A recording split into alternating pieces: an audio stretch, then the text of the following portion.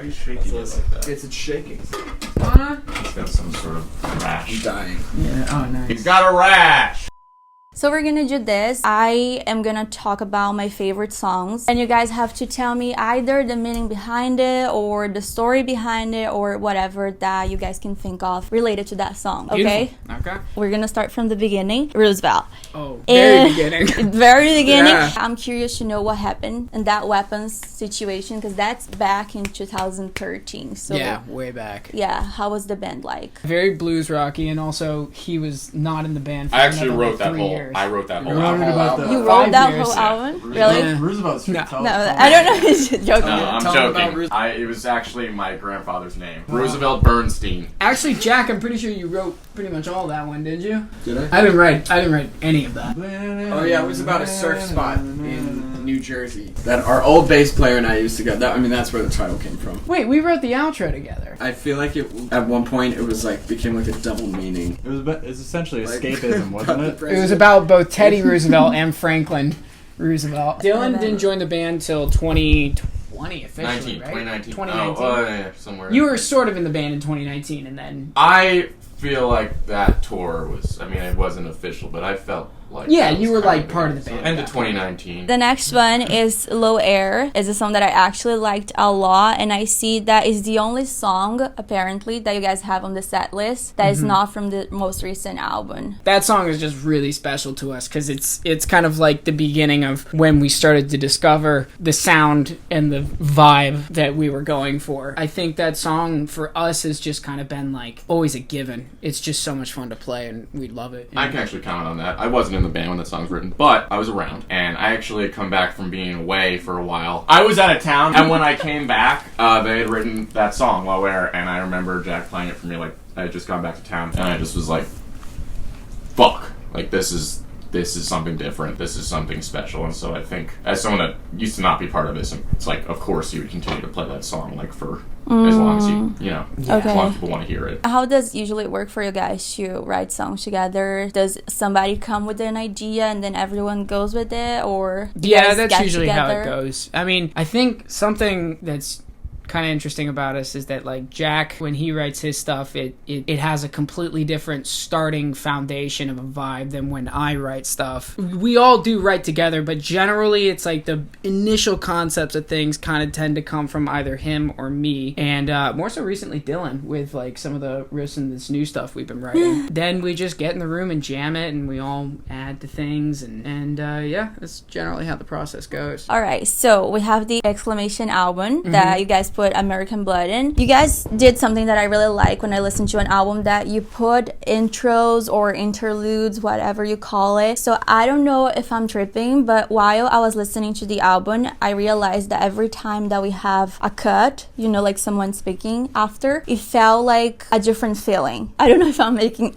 Your faces right now is really good. I don't know if I'm making any sense. Kind of nailing it, yeah. Oh, really? No, but the album to me feels like a process of someone getting over someone. So the first part feels more related to the ego and things like that. The songs are a bit more aggressive, while the second part, for example, that is my favorite, it's a little bit more vulnerable. Am I right? Does that make any sense? Concept of getting over somebody, that wasn't really what we had in mind. It was more so like, it was more so just we wanted to set the mood for what you were gonna be experiencing next and change that. So yeah, it was like, but there is a lot of getting over people songs in there. Right, so technically that's your debut album. Yeah.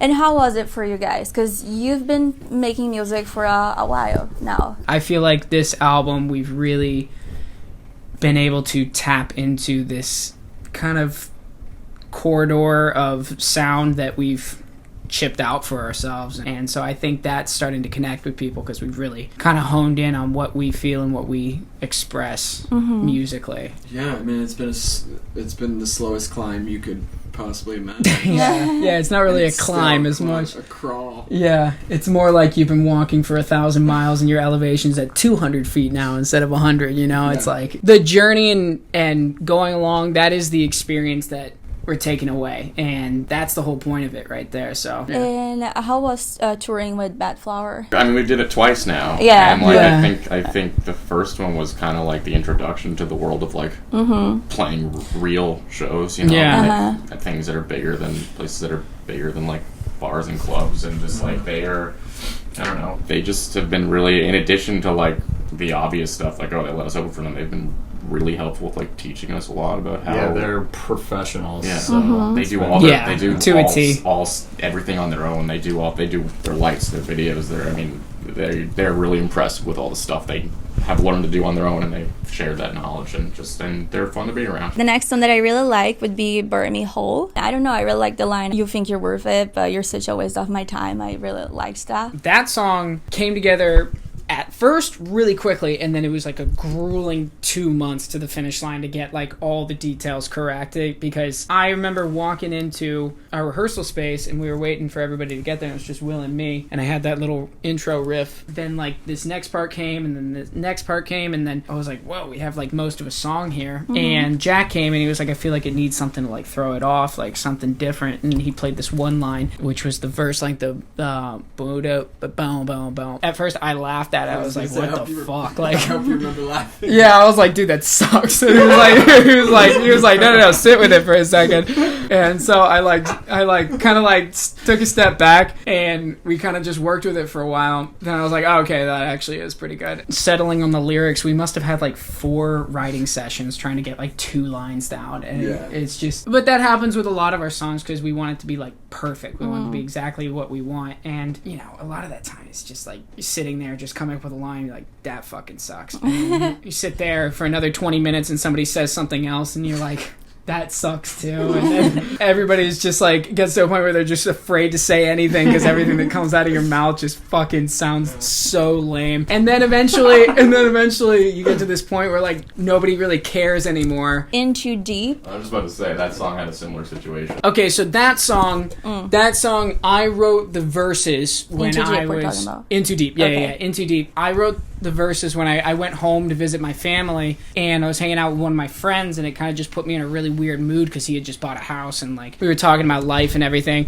And so I wrote those verses, and then I had some sort of chorus that really sucked, and then I got back, and then Jack and I kind of were sitting trying to come up with something else, and that's when we came up with that chorus line. And then we got hammered. You remember? Oh yeah, that's right. Then we had this one line at the very end of the bridge that now is I'm not just faded, but that one fucking line took Months. like months, like Really? 3 months to write, because everything we came up with sounded like a fucking Gatorade commercial, and so finally I was done. I was like, dude, I don't give a shit. It's one line in the song. I'm just done. Let's just go with anything. Pick anything from the fucking 20-page list that we have. And then Jack was like, what about I'm not just faded? And I was like, oh, okay, yeah. That Yeah. song performed really well, right? Yeah, that song's our top song right now. It's Yeah. actually, it's got like a recent boost in it. Did you guys make the album during the pandemic, or? No. Because I know we were pretty American much Blood done. was. Oh, really? Yeah, So we you were in just the mixing released process. this year, right? Yeah. And CoDA, that is probably your most famous song. Yeah, that one's Famous. Yeah. Yeah, Famous. it's come on, everyone knows that song. If you like rock, Everyone.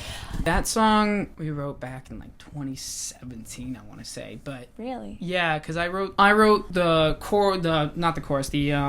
verse, the riff and the verse, and then I had like the verses down, and then same situation as before, I had written some god awful fucking chorus, and so Jack and me and our old bassist Nick were sitting in our room, and we kind of came up with that chorus line, and it was like the "You love me like Wait a second. cocaine." I thought we did that in the rehearsal space. I thought that was all 4 of us. I remember being in the Anaheim rehearsal space, and you sang that melody or some version of it, and that's when we thought of the lyric. No, the "You Love Me Like Cocaine" was in my bedroom, because I remember Really? singing. I remember muttering something similar to that, and you were like, "Did you just say you love me like cocaine?" And I was like, "No." And he was like, "Sing that," and I was like, "Really?" And maybe the melody came out of the room. I don't know. Yeah. Now that I think about it, you ever like just remember something? You like solidify this certain memory in your head, but you're not don't actually really. sure if it's what it is. That's what happened. That's what happened. So who knows? Who knows? We all have very shit memory. We didn't get the joke though. It's fine. we didn't get the joke. It was exactly the moment he turned it off. You said the joke, he turned it off. It's it fine. was It was gone. more for Andre. Yeah. You guys are from the East Coast, right? For him. Simple answer, yes. Yeah. I'm from Minnesota. I'm not from the U.S., so I don't know. Like it's. Smack in the middle. Minnesota's like north middle. Oh, okay. I'm not Yeah. from the U.S. I mean, I am from the U.S. and I don't know where it is. Probably my favorite part of the album, Gobi. I don't know if I'm pronouncing right. Gobi, yeah. I am obsessed Or with that. Gobi. Is that audio of someone speaking something about your band? It's my friend from back home. Like I told her she was going on the album, she didn't believe me. It's you and the. Yeah, he recorded the Oh yeah, I conversation. recorded Yeah. a bunch of people's conversations. Like, freak. When she says it's just that it's not the kind of music that I listen to anymore. That's so passive aggressive. She Yeah. was going for it. Yeah, she was my friend, Right. and she's got this attitude about everything. Does she like the album now? Or she still has the same opinion? Who knows? I think the voice memo was so perfect though because it's just so our music does follow a lot of our music, especially like a couple years ago, did follow a very similar trajectory, and she just absolutely like nailed it. And I was Yeah. just like, "Fuck yeah, you're right." And like, Yeah. and it was just so funny that Yeah. it was like, yeah, that definitely has to go on the album. Yeah. Yeah, And the last song that I liked was Love Me Like You Do. I think that's all one of our favorites too. Oh, really? That one sank to the fucking bottom, but Yeah. no, that was definitely one of our favorites. Yeah, that song. I felt a bit more vulnerable too. Yeah, that one's a little bit more vulnerable as well. I think it's just kind of a culmination of past experiences from a couple different relationships of several people in the band, and that one. If I had to pick a song to show people to describe our sound. Mm-hmm. That wouldn't necessarily be a good song, but it would be kind of look at this cool shit that we like, and Showing your mom an art project. yeah, exactly. That song has a vibe to it that I'm really proud of writing with everybody. Yeah, I feel like that vibe just hasn't clicked with the people yet. yeah, or it's a bad song. One of the sucks. two. Yeah, one of the two. No, I express my taste. I like that one a lot. Okay. Are you guys working on new music? Yeah, I was actually writing earlier today. Really excited for this new batch of songs that we have. It's gonna blow this album out of the water. When should we expect this to be out? I don't know, 20, 20, 30 minutes? Actually, Yeah, this is Funny the you album ask. drop party right here. Sorry. we have a copy Fucking for you tricked right you. now. Actually, Next year for sure. Maybe the year after. Maybe the year after. I don't know. Someday. For sure. for sure, but maybe. For sure. No, next year. I mean, we work well with really unrealistic deadlines, and so that's what we're aiming for. We want to make sure that it's absolutely right. You see a lot of bands rush second albums or not know what to do, and I feel and so you have to put deadlines on things because this is the real world, but No, you also want to make something good that you like. yeah, but you want to make something that you are very much certain of. All right, great. Do you guys want to say something for your fans or new people What's that? up? Yo, what's up?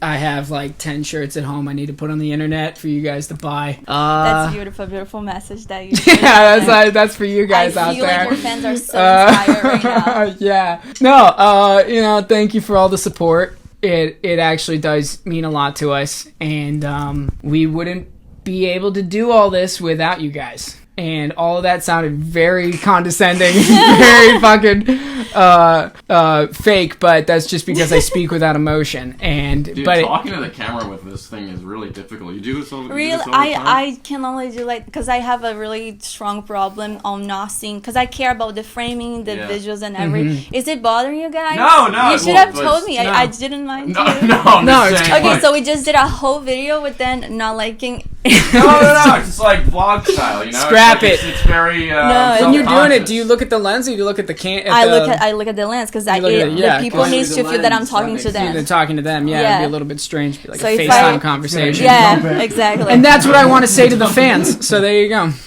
really okay. That's what you want to say? That's what I wanted to say. I Really? wanted to say it. People Yeah. will support you. No. Thank you so much for Buy my supporting us, shirt. guys. We love you, and we'll see you on the road. New music next year, maybe Yes, for sure. For sure. For sure. Yeah, for sure, maybe.